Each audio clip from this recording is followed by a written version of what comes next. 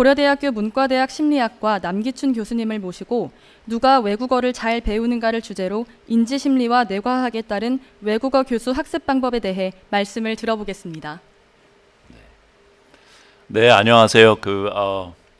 다들 강당에 이렇게 모여 계시고 거기서 좀 강연을 하고 그러면 이렇게 좀 인터랙티브하고 그래서 조금 더 신이 나는데 이 스튜디오에 앉아가지고 하려니까 약간 긴장이 좀 되네요. 좀 어색하고 또 앞에 유 대표님이 너무 말씀을 잘하셔가지고 또 늘 만나 뵈면 최근에 만나 뵙게 됐는데 만나 뵈면 너무 띄워주셔가지고 약간 어지럽네요.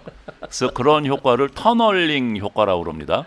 그러니까 긴장하고 한 곳에 이렇게 집중이 되게 되면 다른 시야가 보이지 않고 현재 어떤 목표물만 보이는 거. 그래서 평소에 강의나 강연하고 그럴 때 조금 더 여유 있게 조금 그러는데 오늘은 조금 약간 긴장이 되네요. 저는 고려대학교에 이제 98년도에 부임을 해서 이제 올해가 24년째 이제 교수 생활을 하고 있고 교수가 되면서 이제 귀국을 하면서 느꼈던 것 중에 하나가 대한민국이라고 하는 상황을 생각을 해보면 미국에서 박사 공부하던 식의 어떤 기초 연구만 해서는 안 된다. 뭔가 현장에 쓰이고 응용되는 연구를 해야 되겠다. 그래야지 이제 사람도 적고 저 같은 그 연구자가 우리나라에 5명도 안 됩니다. 사실 한두 명 정도 꼽아야 됩니다. 그런 아주 척박한 상황인데 그 연구실에서 그 SCI 페이퍼 위주로 연구하는 것이 꼭 잘하는 것 같지는 않다. 뭔가 한국이 필요하고 또 현재 그 시민들이 필요로 하는 그런 연구에 집중을 해야 되겠다. 그러다가 이제 우연히 동기인 친구가 남 박사 그 영어 하나 때문에 우리나라 전 국민이 몸살을 앓고 있어. 어린 아이들부터 뭐 어른들까지 모두 다 영어 때문에 다들 그러는데 이게 뭐 다른 데들 영어 교육학과나 여러 군데가 있지만 별 진전이 없다. 당신이 이쪽에 연구를 해야 될 것 같다. 그래서 이제 그런 쪽에 연구를 하게 이제 됐고요. 근데 하다 보니까는 이게 앞에 누가 해놓은 게 없습니다. 그러니까 되게 그 어떤 과학이 미국이나 유럽을 중심으로 발전이 되는데 미국 사람들이 자기네 나라 말을 외국어로 배우는 걸 할 리가 없잖아요. 그러니까 참고를 하려고 해도 논문도 없고 책도 없고 그러니까 거의 뭐 맨땅에 헤딩하는 식으로 해야 되고 그래서 이제 시행착오를 많이 겪었습니다. 그래서 이제 20년 넘게 해왔는데 아직도 모르는 게 대부분이고요. 그래도 좀 아는 거를 나눌 수 있으면 좋은 것 같습니다. 뭐 소개가 어디서 됐겠지만 저는 언어 문제를 학습 문제를 뇌 문제로 푸는 연구를 합니다. 그러니까 우리가 말소리를 들으면 이해를 하게 되는데 그러한 과정이 뇌에서 어떤 원리로 이루어지는지 외국어인 영어 단어를 암기를 하게 되면 뇌 어디가 어떻게 돼서 되는 것인지 그러면 더 효과적인 방법은 없을까 뭐 이런 식의 이제 연구를 주로 하고 있고요. 그래서 이제 제목을 뭐 이런 제목을 하는 게 좋겠다고 그래서 그렇게 잡았는데 누가 외국어를 잘 배울 수 있을까? 잘 배우는가? 이런 주제로 한번 얘기를 해보겠습니다. 대략 컨텐츠는 이렇게 한 3개 정도 차례로 얘기를 해보려고 그러고요. 그래서 처음은 사람들이 무엇을 배우고 배우면 기억이 돼야 되는데 그 원리에 대해서 잠깐 얘기를 하려고 그러고 그리고 언어는 일반 그런 내용을 배우는 것하고 좀 다릅니다. 그래서 무엇이 다른지 얘기를 좀 하려고 그러고 그리고 개발된 예들을 잠시 말씀을 드릴까 합니다. 그러니까 사실 뭐 PPT를 만드는데 시간이 이렇게 많지가 않았어요. 그래서 그냥 원어로 쓰고 그랬는데 일반적으로 우리가 경험을 하게 되면 그 내용이 뇌에 남게 되죠. 그 결과를 이제 학습이라고 얘기를 하는데 학습이 되려고 그러면 이게 포인터가 되지 않는 것 같은데 롱텀 메모리라고 합니다.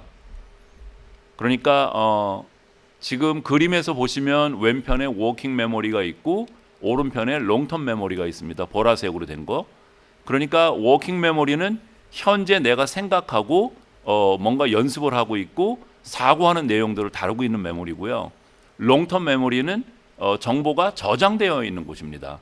그러니까 우리가 무엇을 배웠다고 하면 현재 쓰고 있는 것이 롱텀 메모리로 넘어야 되는 것이죠. 그래야지 학습이 일어나는 것이죠. 그런데 인지심리학이 대략 한 1960년대부터 시작이 됐습니다.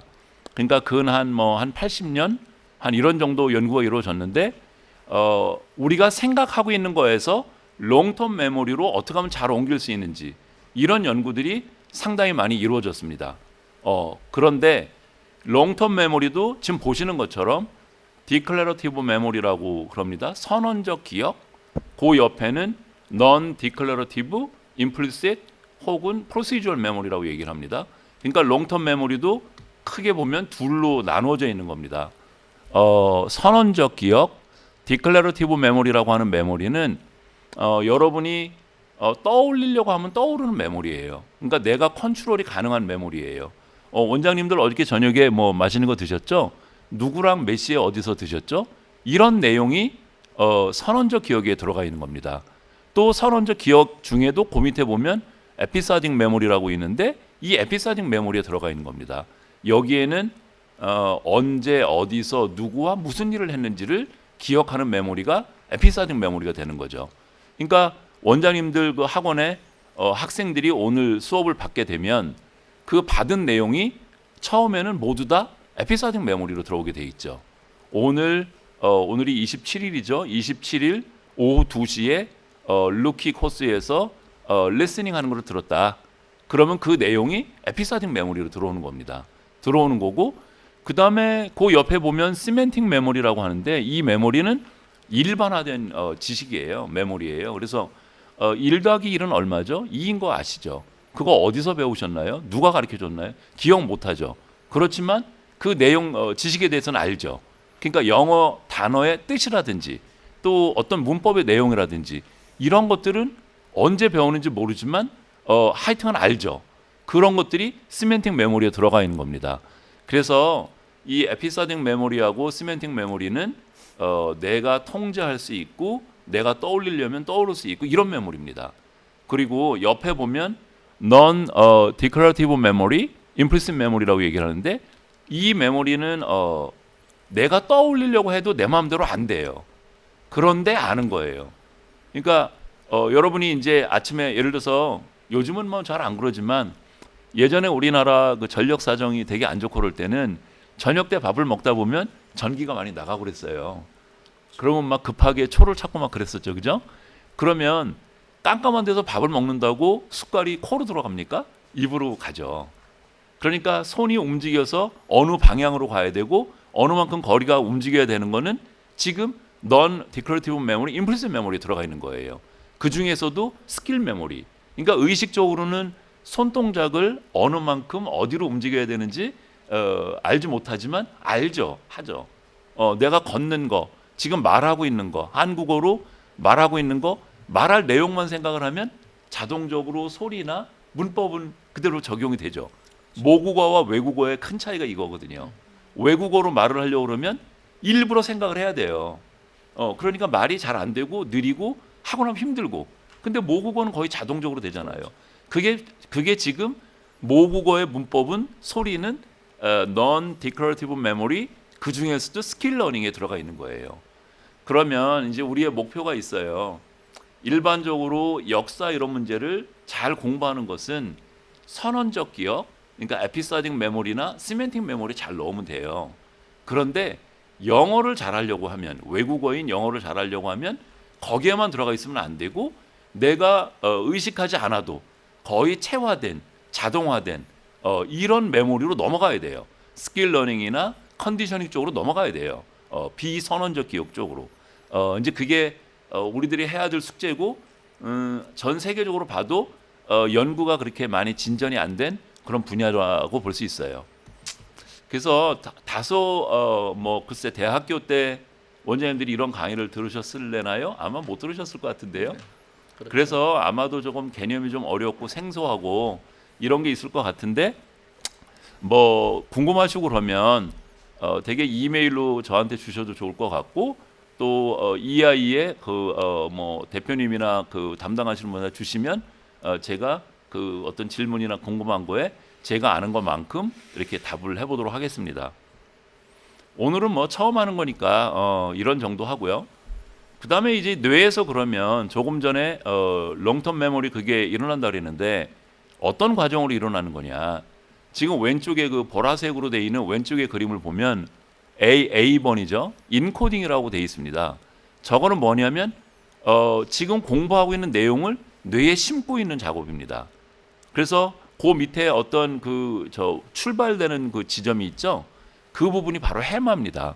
그러니까 이 해마는 지금 원장님 선생님들이 제 말을 들으면서 머리가 되게 복잡할 건데 청각으로 들어왔죠. 그러면 청각 기관으로 온 정보가 해마로 오게 됩니다. 해마는 1차적으로 정보를 가공하는 역할을 합니다. 그리고 가공된 것을 어느 창고로 넣는 역할을 합니다. 그래서 해마는 가공도 하고 어떤 정보가 어디에 들어가 있는지도 압니다. 그러니까 처음에 정보를 넣을 때도 해마가 아주 필수적인 역할을 하지만 나중에 정보를 찾아올 때도 필수적인 역할을 합니다. 마치도 이제 도서관에 우리 학교 고려대학교 중앙도서관에 새로운 책을 만일에 구입을 하게 되면 그 책에 인덱스 카드를 만들어야 되잖아요. 인덱스 카드를 만들어서 어딘가 보관을 하죠. 그래서 인덱스 카드에는 지금 사온 책이 5층 심리학 서고에 그 중에도 인지심리학 서고에 어디에 있다라고 하는 거를 그 인덱스 카드에 지정을 하고 있죠. 그러면 누군가 책을 찾으러 가면 그 인덱스 카드를 보면 5층 서고에 거기에 있구나 그러고 찾아오면 되잖아요. 그죠? 그것처럼 우리가 어떤 내용을 공부를 하게 되면 이 공부한 내용이 이렇게 가공이 돼야 되고 가공된 게 어디에 저장돼 있어를 해마가 갖고 있는 거예요. 그러니까 해마가 만일에 망가지게 되면 새로운 내용도 당연히 못 배우는 거고요. 이전에 알고 있던 내용도 못 떠올리는 거죠. 흔히 이제 뭐 드라마나 이런 데서 보면 가끔 자기가 누군지 모르는 기억 상실증 환자들이 보이죠. 그런 현상들이 보이는 거죠. 그래서 초기에 1차적으로 학습이 일어나면 해마하고 뇌의 여러 영역하고 중요한 역할을 합니다. 그 밑에 보면 메모리 포메이션 앤드 리트리버리라고 써놨는데 포메이션은 생각하고 있던 것을 기억으로 만드는 작업을 얘기를 하는 거고 리트리버리라고 하는 거는 기억되어 있는 거를 찾아오는 걸 얘기를 합니다. 그래서 학습 초기 처음에 배웠을 때는 해마가 굉장히 중요한 아주 절대적인 역할을 합니다. 그리고 거기에 기억 통제자라고 적어놨는데 이 앞쪽에 이 말을 얘기를 합니다. 여기 전전두엽이라고 하고 두정엽이라고 하는 이쪽 뇌가 통제자 역할을 합니다. 통제자라고 하는 거는 여기 이쪽 후두엽 영역은 여러 정보들을 모아서 해석하는 역할을 합니다. 그리고 이 전전두엽은 지금 그 내용이 모두 끝났으니까 다음번 내용으로 가. 그리고 아까 얘기를 들어보니까 그 정보는 뒤쪽에 있대. 이제 다음번 그 일과될 것으로 넘어가. 이런 것들을 하는 데가 이 전전두엽입니다. 그래서 기억을 통제하고 있는 부분이 있고 기억을 연계하고 만들어내는 해마가 있고 기억 내용을 저장하고 있는 뇌의 영역들이 있는 겁니다. 그래서 뇌의 어떤 특정한 영역, 뭐 예를 들어서 여기 후두엽 쪽에 뭐 뇌졸중이나 뇌출혈로 손상을 입으면 시각 실인증이 됩니다. 물체를 보고도 그 내용 저장하고 있는 뇌가 망가졌기 때문에 물체를 알아보지 못하는 그런 실인증이 됩니다. 그래서 뇌의 여러 영역들은 정보를 저장을 하고 있고 저장된 거를 매개하고 있는 데가 해마가 역할을 하고 있는 거고 전체 통제 시스템이 두 군데가 있어서 이 정보는 여기에 있고 이건 여기에 넣고 얘는 여기 가서 찾아오고 이런 역할을 하는 겁니다. 그래서 처음에 우리가 내용을 배우면 저렇게 기억 통제자하고 해마 역할이 굉장히 큽니다. 당연히 외국어인 영어를 배울 때도 영어의 단어를 배울 때도 처음에는 해마와 전전두엽과 두정엽이 절대적인 역할을 합니다. 그렇지만 오른쪽에 보시면 이제 B번 그림인데요. B번 그림은 응고화라고 얘기를 합니다. 해마에 있는 정보하고 그 뇌에 저장되어 있는 영역하고를 연결하는 작업을 합니다. 그게 1차 관문이고요. 두 번째 C의 그림을 보면 뇌의 영역들끼리 연결이 됩니다. 저게 마지막 이제 돼야 되는 메모리인 겁니다. 저 C 단계까지 가야지 정말로 학습이 되었다, 잊어먹지 않는다가 되는 겁니다. 그런데 외국인인 우리가 영어 단어를 외우면 일반적으로 B 단계에 많이 있습니다. B 단계에 많이 있고 C 단계에 있어도 초보적인 단계에 있습니다. 그래서 영어를 잘하게 되고 어떤 내용을 많이 알게 돼서 전문가 수준으로 되게 되면 아까 기억 통제를 했던 전전두엽이나 두정엽이나 해마의 역할은 줄어듭니다. 줄어들고 대신에 오른쪽 맨 밑에 그 MRI 사진이 보이고 있죠. 거기에 좀 밝게 보이고 있는 부분 템포럴 폴이라고 합니다. 여기 측두엽 쪽의 끝쪽 부위인데 이 부위가 어떤 접점 역할을 합니다. 그러니까 만일에 해마가 역할을 하다가 저 밑에 있는 폴 쪽으로 변화가 일어났다면 이 사람은 상당한 수준의 메모리가 형성이 됐다고 볼 수 있습니다. 그러니까 제가 이제 제안하는 방법 중에 하나가 유 대표님이 뭐 기꺼이 얘기를 하시고 그래서 저도 울컥했는데 만일에 우리 학원에 오는 학생 아이가 영어 단어를 정말로 잘 배우는지를 알아보려면 해마의 역할이 큰지 아니면 템포럴 폴의 역할이 큰지를 조사를 해보면 공부된 정도를 뇌를 가지고 알아볼 수 있습니다. 이거는 뭐 객관적으로 얘기를 하는 거니까 과학적으로. 그래서 이런 식의 이제 과정으로 메모리가 일어나고요. 제가 몇 분까지 해야 되죠? 계속 하셔도 됩니다. 40분? 오케이. 좀 빨리 가야 되겠네요. 그래서 해마에서 뇌 영역으로 옮겨가고 그 연결을 유지를 하고 그러다가 뇌 영역들끼리 연결이 되고 이런 일이 일어나려고 그러면 반복해야 됩니다. 제일 학습에 제일 중요한 거는 몇 번을 읽고 반복을 했느냐가 중요합니다. 그래서 중요한 가설 중에 하나가 전체 시간 가설이라고 그러거든요. 왜 그런 얘기들 들어보셨잖아요. 어떤 분야의 전문가가 되려고 그러면 대략 10,000시간 정도를 투자를 해야 된다고. 맞습니다. 그게 반복한 시간을 얘기를 하는 겁니다. 횟수가 중요하죠. 그 중에서도 이제 elaborative rehearsal이라고 얘기를 합니다. elaborative practice. 그러니까 그냥 영어 단어를 외우는데 mother, 엄마, mother, 엄마, mother 이렇게 하면 반복을 100번을 해도 별 효용이 없습니다. mother, father하고 부부 관계지. father, the라고 하는 발음이 유사하네. 이렇게 생각하면서 연습을 100번을 해야지 10,000시간의 효과가 나오는 겁니다. 그러니까 무작정 mother 이렇게 해가지고는 기억에 안 남습니다. 그거는 안 남고 elaborative rehearsal을 해서 10,000시간 가까이를 보내야지 어떤 분야의 전문가가 되는 겁니다. 외국어도 피해갈 수가 없습니다. 근데 문제는 그러면 그 10,000시간을 참고 해야 되는데 사실 힘들잖아요. 어렵고. 어떻게 하면 그러면 포기하지 않고 그 시간을 할 수 있게 만들 수 있을까? 이제 이런 게 뭐 동기나 뭐 이런 거겠죠. 이제 그런 게 또 핵심이긴 합니다. 그런데 10,000시간을 보내더라도 그 시간을 적게 쓰고도 할 수도 있어요. 그 밑에 보면 연습의 분산 효과라고 얘기를 하는데 10시간을 공부를 할 때 내리 몰아서 10시간을 공부하는 것보다 1시간씩 나누어서 10번 공부하는 게 더 효과적입니다.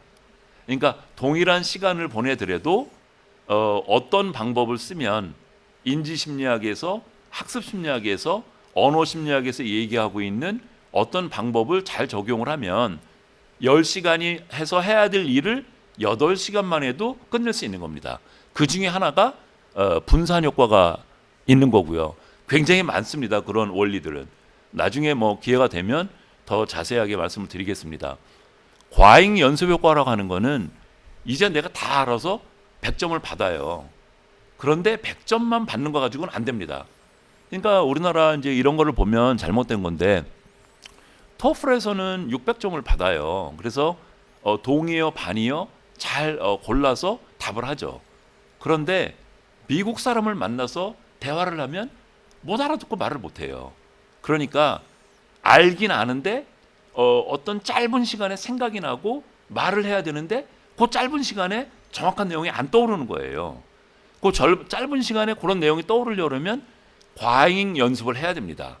8시간이면 완벽하게 외웠는데 8시간 말고 10시간을 더 2시간을 더 하게 되면 완벽하게 아는데 속도가 빨라집니다. 그러면 미국 사람 만나서도 대화하는데 금방 알아듣고 금방 이야기할 수 있는 겁니다. 그래서 엉덩이가 무거운 사람이 공부를 잘한다고 그러잖아요. 그러니까 많은 시간을 어떤 내용에 투자한 사람을 이길 방법은 없는 거예요. 우리들이 해야 될 일은 어떻게 하면 포기하지 않고 그렇게 많은 시간을 보낼 수 있게 할 수 있는지 그런 거를 생각을 해내야 되고, 두 번째는 똑같은 시간을 보내더라도 더 효과적으로 할 수 있는 방법을 찾아내야 되는 거죠. 그 중에 하나가 이제 분산 효과라고 말씀을 드렸고요. 이거는 사람이 이제 일을 배우기 시작하면 그 왼쪽에 그 함수를 보게 되면 그 x축은 몇 번을 공부를 했는지고요. y축은 공부한 내용을 얼마나 아는지예요. 그러니까 초기에는 실수가 많다가 여러 번 연습을 하기는 실수가 줄어들죠. 근데 저게 직선적으로 줄어들지가 않고 초기에는 실수율이 급격하게 떨어지다가 나중으로 갈수록 그 실수율이 점점점 작아지죠. 그러니까 저에게는 또 임플리케이션이 여러 개가 있어요. 예를 들면 여기 지금 사회자분이 이제 우리 학생이라고 그러시는데 어쩌다 보니까 중간고사 시험 공부를 많이 못한 거예요. 그래서 지금 남아있는 시간이 1시간 정도 남아있어요. 시험 보려고 그러면. 근데 뭐 1시간을 공부한다고 해서 뭐 점수 얻을 수 있겠어? 근데 저 그래프를 보면 1시간 공부하는 게 한 번 공부하고 두세 번 공부할 때 1시간보다 효과가 훨씬 더 크죠.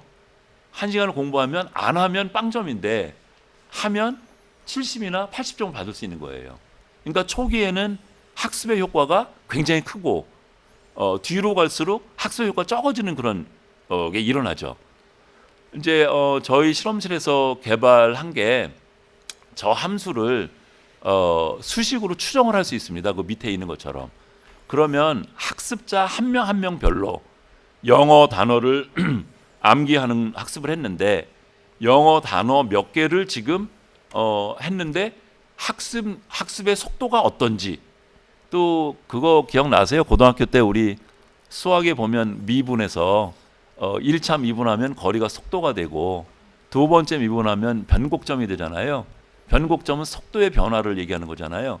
그러니까 저 함수를 두 번 미분을 해서 변곡점이 되는 점을 찾으면, 0이 되는 점을 찾으면 완전 학습의 지점을 얘기를 하는 겁니다.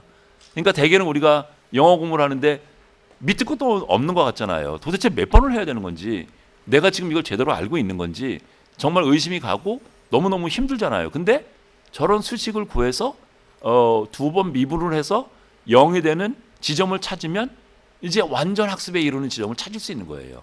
그러면 내가 지금 10번을 반복을 했는데 앞으로 내가 5번만 더 반복을 하게 되면 완전 학습 단계에 이르는 거구나. 그럼 포기 안 할 것 같아요. 또 사실은 뭐 코로나가 와가지고 온라인을 하다 보니까 좋은 것도 있습니다. 뭐냐면 개인 맞춤형 수업이 가능합니다. 강의실에 여러 명을 놓고서 강의할 때는 평균적인 수준으로 강의를 할 수밖에 없는데 온라인으로 컴퓨터 가지고 하게 되면 개인 맞춤형으로 할 수 있습니다. 저 커브가 함수가 학습자마다 다릅니다. 그러니까 학습자가 할 수 있는 능력만큼 내용이 제시가 돼야 되고 또 공부한 내용을 저런 함수를 가지고 추정을 해서 얼마나 더 해야 되는지를 알려줄 수 있는 겁니다. 그죠? 물론 이제 문법이나 영어 단어나 소리를 변별할 수 있는 능력이나 이런 것들의 함수가 다릅니다. 그러니까 그거는 또 조금 더 알아내야 됩니다. 근데 일반 원리가 그렇습니다. 도대체 외국어인 영어 배우기가 왜 이렇게 어려운 거냐? 정말 어렵습니다. 저도 보십시오. 중학교 때부터 우리는 영어 공부를 했는데 저 중학교 다니고 그럴 때 영어 잘했거든요. 고등학교 때도 영어 잘했고 제법 영어 수학은 잘했습니다. 딴 건 잘 못했지만 잘한다는 얘기했고 또 대학에 와서 저희 심리학은 외국에서 들어온 학문이라 가지고 한국어로 된 교과서가 없었습니다. 모두 원서를 가지고 했습니다. 1학년 때부터. 그래서 또 영어 했죠. 또 저 유학 가서도 영어로 공부했고 영어로 논문 쓰고 했습니다. 지금도 영어로 된 책 보고 영어로 논문 쓰고 미국 가서 영어로 발표하고 합니다. 그런데도 영어가 아직도 막힙니다. 그래서 저도 매일매일 외웁니다. 저는 요새 주로 이제 외우는 게 전치사하고 관련된 것들을 주로 외웁니다.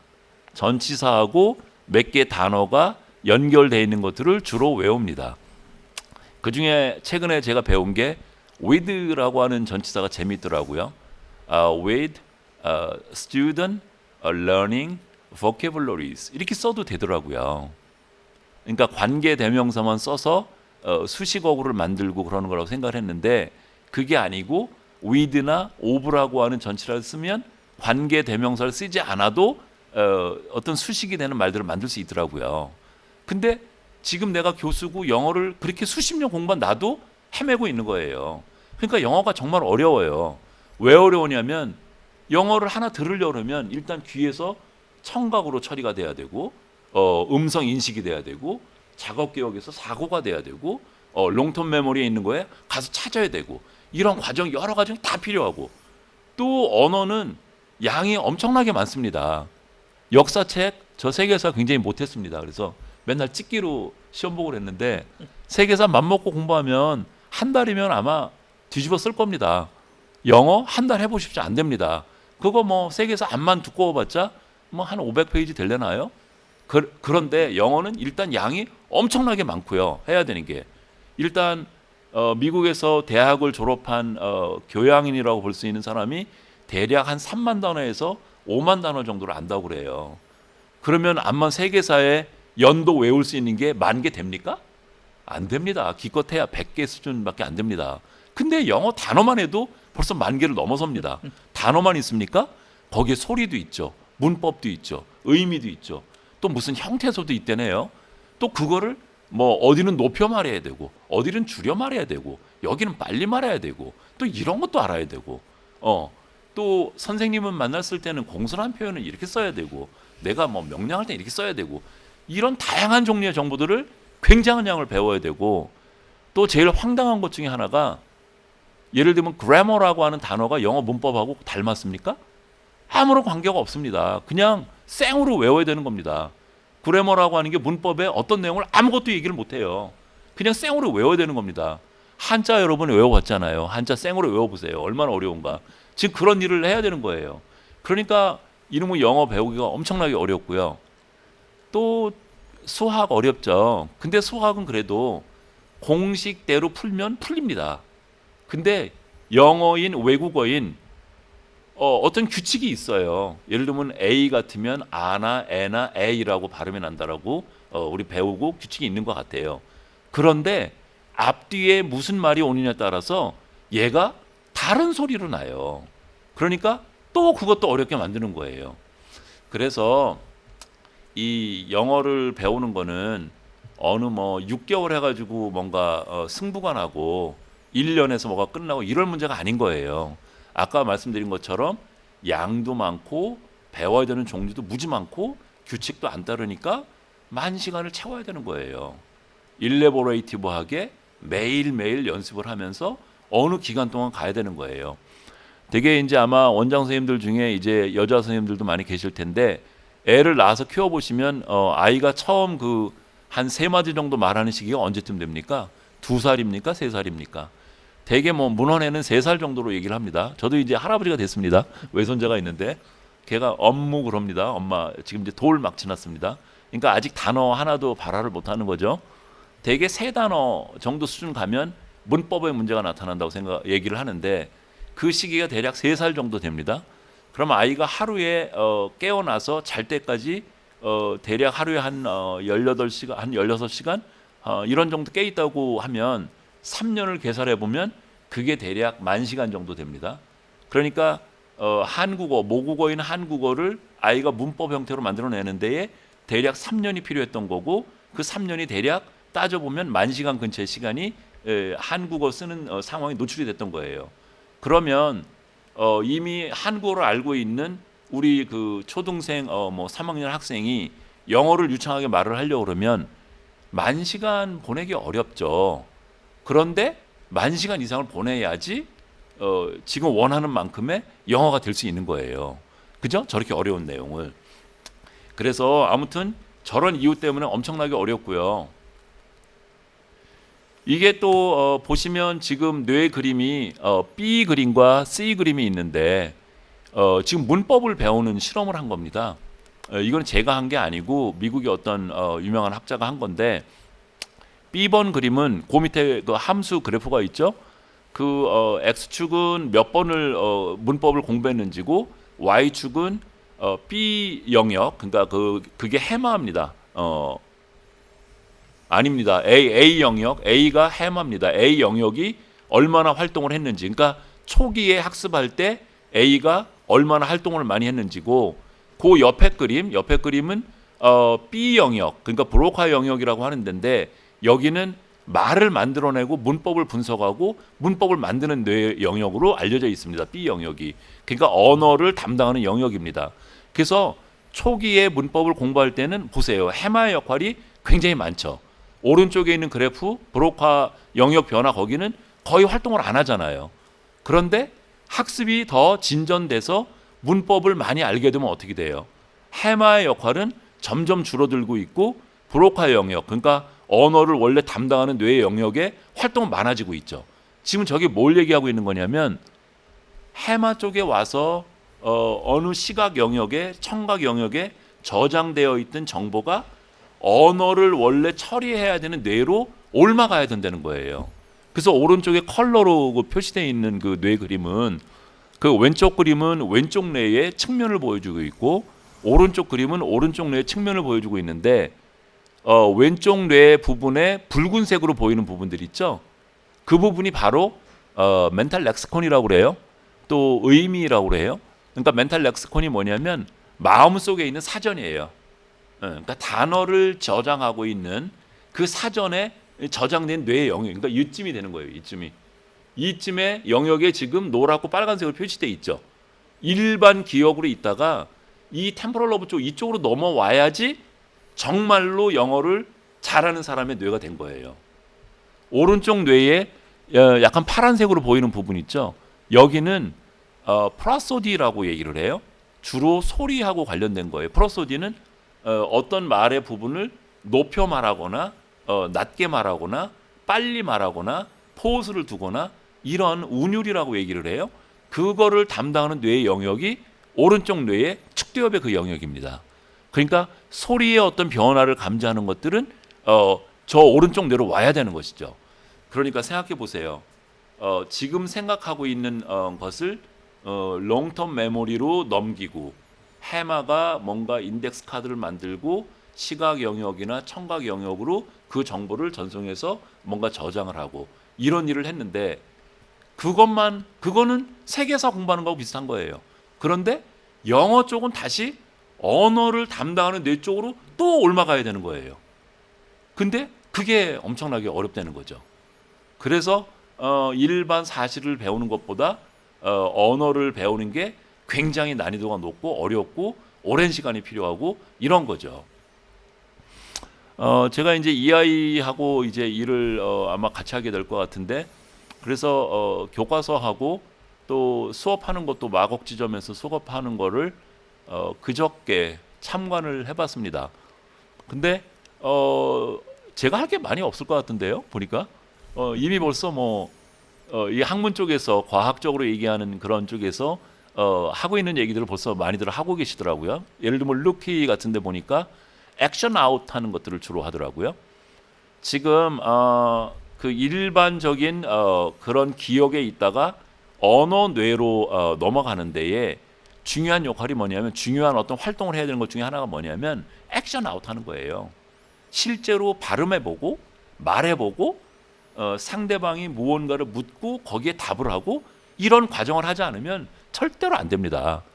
아시잖아요. 수학 문제 우리 옛날에 고등학교 다닐 때 풀어보면, 정석에 있는 문제 풀어보면 학원의 강사 선생님이 10번 설명해 주면 들을 때 다 하는 것 같은데 막상 내가 풀려고 하면 안 풀리잖아요. 영어도 똑같아요. 듣고 이렇게 애니메이션 보고 그러면 다 아는 것 같은데 알지도 못하죠. 솔직히 얘기해서. 자기가 발화해보고 뭔가 지적을 받고 다시 발화하고 하지 않으면 절대 못 배웁니다. 안 됩니다. 근데 보니까 루키 코스가 그렇게 돼 있더라고요. 그래서 내가 할 일이 별로 없겠다 그런 생각이 좀 들었고요.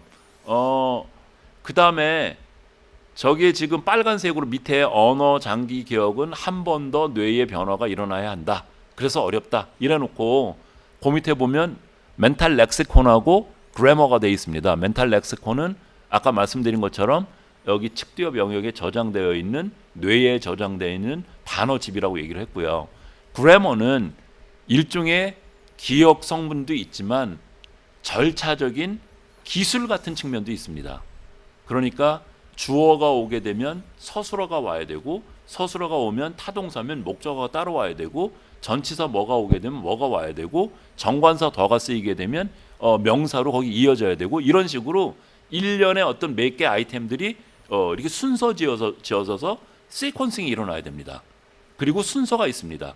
그래서 그 순서를 어떻게 배열해야는지 대한 거는 일반 기억 내용이지만 순서 짓는 일, 순서 지어진 일을 풀어내는 일은 일종의 기술입니다. 그래서 스킬 러닝이라고 그러거든요.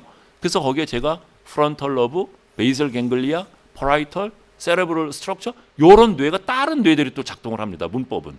그러니까 문법은 일종의 습관 같은 거하고도 관련이 있습니다. 그러니까 가정법 과거 완료의 종합 영어에 있는 원리를 배우는 거는 기본적으로 기억에 해당이 되지만 걔들을 진짜 시퀀싱을 엮어서 문장을 만들어내거나 누가 말한 내용을 해체해 가지고 이해하는 작업은 일종의 내가 걸어 다니는 것처럼 또 아니면 밥을 먹는 것처럼 일종의 기술로 볼 수 있습니다. 그래서 별도의 그런 훈련이 필요합니다. 조금 이따 더 보여드리겠지만 그래서 언어 기억화하는 과정은 한 가지 과정이 아니에요. 그러니까 멘탈 렉시콘에 들어가는 내용은 주로 아까 디클래러티브 메모리라고 했던 쪽, 선언적 기억 쪽 그쪽의 방법을 주로 쓰면 적연히 효과가 있고요. 그래머 쪽은 디클래러티브 메모리도 써야 되지만 프로시저럴 메모리도 오히려 그쪽을 더 많이 써야 됩니다. 그런 게 바로 지금 EI의 루키스의 액션 아웃하는 그런 게 바로 프로시저럴 메모리를 연습하고 있는 겁니다. 조금 더 강화돼야 되겠지만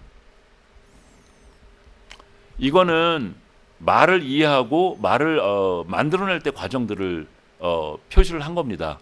저기에 맨 왼쪽 맨 밑에 보면 프레드리츠라고 계시죠? 그 독일의 막스 플랑크 인스티튜트라고 하는 전 세계적으로 가장 앞서는 연구소 중에 하나입니다. 거기에 대빵입니다. 여자 교수님고 굉장히 무섭습니다. 그분이 이제 연구한 것들을 쭉 정리를 한 겁니다.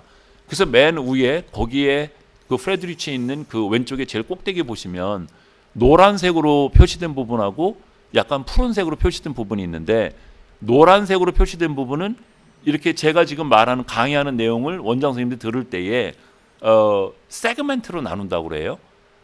세그멘트 그러니까 거기에는 스 소리가 있고 에 소리가 있고 그가 있고 모여서 세그라고 하는 음절이 되고 세그하고 먼트가 합쳐져서 세그먼트라고 하는 단어가 되고 세그먼트가 있잖아요. 그래서 가가 붙어서 하나의 명사 어절이 되고 그래서 주어가 되고 그런 거를 분석하는 과정이 왼쪽에 지금 보이고 있는 거고요.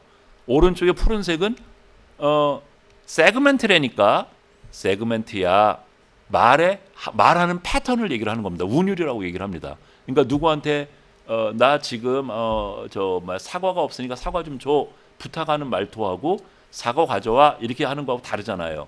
그런 거는 운율 정보라고 합니다. 근데 한국인이 영어를 이해하고 말할 때에 제일 어려운 부분 중에 하나가 바로 운율 부분입니다. 영어는 높낮이가 굉장히 변화가 많고 그런 언어입니다. 근데 우리 모국어에는 한국어는 셀러블 단위, 음절 단위밖에 안 실립니다. 그래서 운율 정보에 익숙하지 않습니다. 근데 쓰지 않던 운율을 영어에서 나오는 거 쓰려니까 잘 안 되는 겁니다. 그런 거 경험 많으시죠? 저는 경험이 많은데 제가 열심히 영어를 열심히 막 얘기를 했는데 실제 그 듣는 미국 사람이나 근래에는 영국을 더 많이 갔는데 영국 교수가 왓 그런다고요. 왜냐하면 단어나 문법이나 이런 것들은 별 문제가 없었는데 운율이 잘못돼 가지고 그들이 듣던 그런 패턴이나 속도를 안 들렸거든요. 그래서 못 알아들은 거예요. 네. 그런 거고 그다음에 그 B번 그림을 보면 뇌의 그런 영역들을 표시를 하고 있습니다. 그래서 왼쪽에 보이는 뇌가 그러니까 분홍색이 칠해져 있는 뇌가 왼쪽 뇌고요. 그래서 저 부분들은 문법하고 단어의 의미들을 다루고 있는 뇌의 영역을 보여주고 있고요. 오른쪽 뇌에 약간 파란색 그 계통은 소리를 다루고 있는 뇌들을 보여주고 있는 거고 C번 그림은 뇌에 이렇게 회로가 지금 현재 밝혀진 게 4종류의 회로가 있습니다. 그러니까 위에 그 초록색과 빨간색을 연결하는 파란색 부분 있죠. 그 부분이 전통적으로 알려졌던 루트예요. 그래서 저 루트가 끊어지면 들은 말을 따라서 못합니다. 이제 10분 남았다고 자꾸 메시지를 줍니다.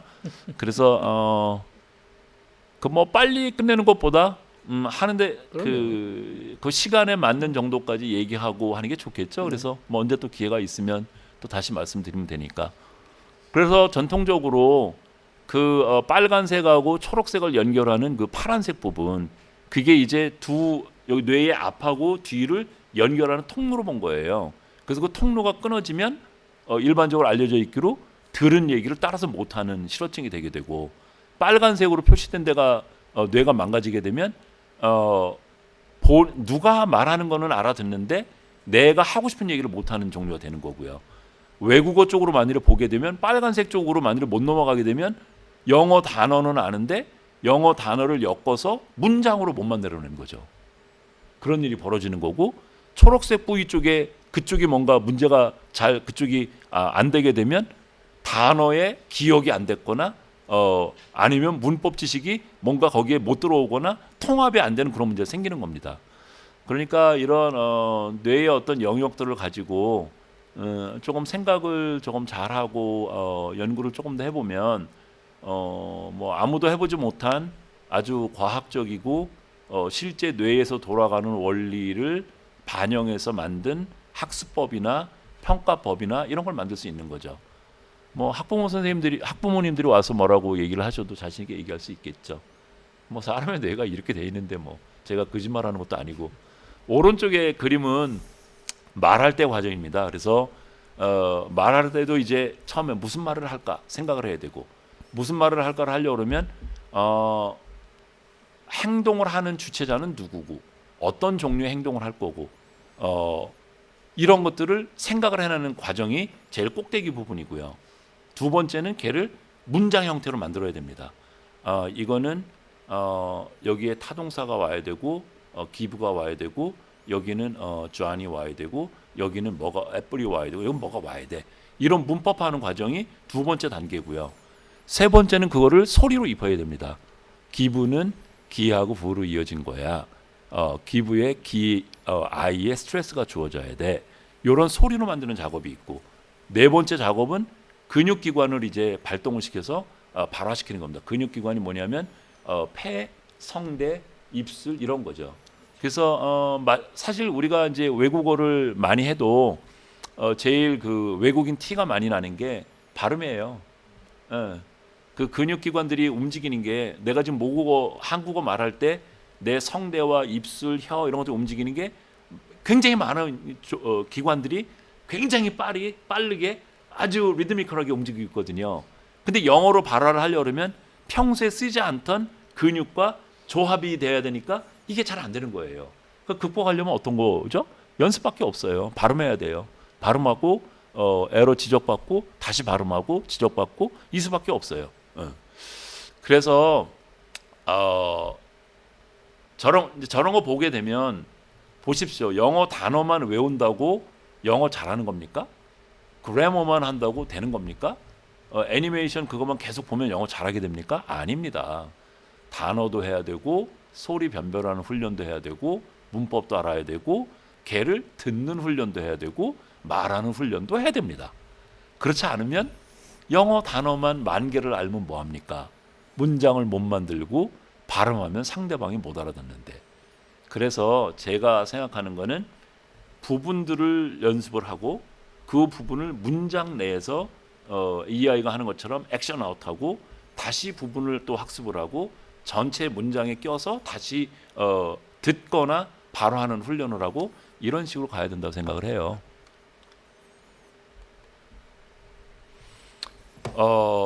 지금 이제 몇 분 한 5분 남았죠? 여기 정도까지 하고 오늘 강의 이 정도 하면 어떨까 싶은데요. 그러시죠. 아까 제가 이제 일반 학습 그 곡선을 말씀을 드렸잖아요. 맞습니다. 그래서 우리가 이제 외국어를 영어를 얼마나 잘하는지를 평가를 하려고 그러면 일단 내용을 아는지를 알아봐야 됩니다. 그거는 기억의 문제입니다. 보니까 학생이 그러더라고요. 그 영어 단어 3학년 학생들이던데 보니까 영어 단어 있고 영어 단어의 뜻 적는 그 시험을 보더라고요. 수업 전에. 그런 게 지금 기억 검사하고 있는 거죠. 근데 그런 자료를 가지면 학생 한 명 별로 저런 러닝 커브 함수를 구해낼 수 있습니다. 그럼 그 학생의 공부하는 속도, 마지막 갈 수 있는 데까지 얼마나 더 해야 되는지 어디까지 할 수 있는지를 추정할 수 있습니다. 그죠? 기억 검사를 통해서. 그래서 제가 부탁을 할 건데 유 대표님과 원장님들한테 드릴 건데 그 먼슬리 테스트 하시더라고요. 그 먼슬리 테스트한 결과 주십시오. 그거 분석하면 한 명 한 명의 저런 함수를 구해낼 수 있습니다. 그러면 현장에서 가르치는 선생님들이 그 함수 이렇게 해석하라고 제가 드리면 그거 가지고 그 학생 지도하는데 굉장히 도움이 되지 않겠습니까? 두 번째, 정보 처리 검사라고 하는 거, 저거는 속도 문제입니다. 알긴 아는데 그러니까 대화를 하려면 그 단어가 대략 한 0.005초, 그러니까 한 50ms 이런 정도 내에 생각이 나지 않으면 대화가 이렇게 끊깁니다. 그래서 영어로 얘기를 하다 보면 이렇게 자꾸 얘기가 겉돌죠. 핵심으로 못 돌아가고. 왜냐하면 지금 말해야 되는 단어가 바로 안 떠올라서 지금 그런 거예요. 근데 기억 검사에서 100점을 받아도 그 내용을 처리하는 속도가 얼마나 빨라지고 있는지를 또 구할 수가 있습니다. 그러니까 두 종류의 검사가 있어야 됩니다. 하나는 오늘 공부하고 있는 지난주에 공부한 내용들을 얼마나 기억하고 있는지 문제하고 기억한 내용들을 얼마나 잘 사용할 수 있는지 하고 저렇게 함수로 추정을 해서 해볼 수가 있습니다. 오늘 뭐 그 처음 뵙게 됐고 또 아마 원장 선생님들 뭐 좀 글쎄 대학교 때 이런 얘기 들으셨을래나요? 좀 약간 머리 아픈 얘기 좀 들으시고 그랬는데 그래서 이제 혹시 뭐 질문이 많으시겠죠. 뭐 저는 현장에서 벌어지는 질문들을 받으면 좋겠는데 그래서 저한테 이메일로 주셔도 좋고 어떤 제안이나 궁금증이나 또 EI 쪽으로 주시면 저한테 주시겠죠. 그럼 제가 아는 만큼 성심껏 이렇게 대답을 하고 또 필요하면 뭐 그쪽에서 원하는 것도 개발할 수도 있고 그런 일들을 하겠습니다. 아무튼 조금 머리 아픈 얘기 들어주셔서 고맙습니다. 예, 감사합니다.